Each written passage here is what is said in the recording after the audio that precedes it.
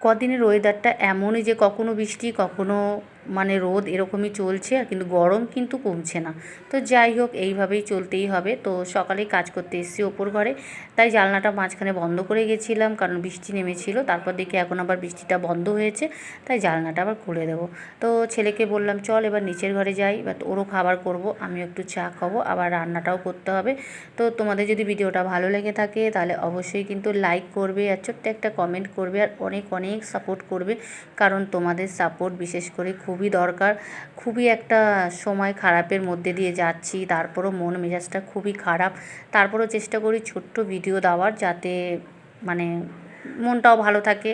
এই যে গল্প করতে করতে তোমাদের সাথে শেয়ার করছি ভিডিওটা, সেটাই আমার মনের একটা শান্তি বলতে পারো আসে। তো চেষ্টা করি এরকমই রোজ ছোট ছোট তোমাদেরকে ভিডিও দেওয়ার, আর তোমাদের অনেক ভালোবাসার দরকার, তো ভালোবাসা দিও।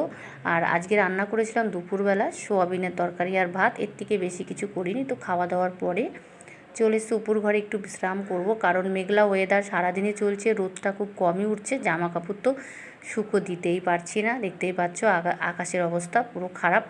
এদিকে ঘরে গিয়ে দেখি ছেলে একটু টিভি দেখছে, ছেলের শরীরটাও সেরকম একটু ভালো নেই, একটু জ্বর জ্বর আছে। তো ছেলে একটু টিভি দেখছিল আর আমি একটু বিশ্রাম করব। তারপরে ঘুম থেকে উঠে দেখি একটু হালকা হালকা অন্ধকার হয়েছে। আমার ছেলে বলল যে মা বৃষ্টি নামতে পারে।